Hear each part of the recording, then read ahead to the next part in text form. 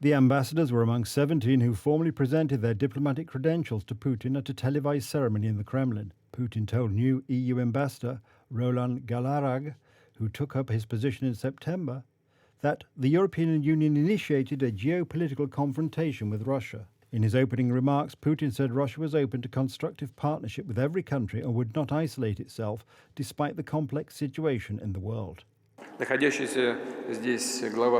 The current head of the European Union delegation here probably shares the opinion that relations between the bloc and Russia have deteriorated greatly in recent years, to our great regret.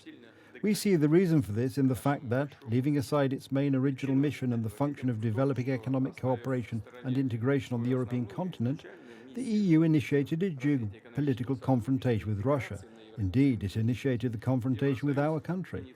But I would like to express the hope that all actions that damage our relations will remain in the past, and we will do everything to build them in the right direction, both for Russia and for the economies of the member states of this organization. Let me emphasize, Russia is open to constructive partnership with all countries without exception. We are not going to isolate ourselves from anyone. We have no biased and even more hostile intentions towards anyone.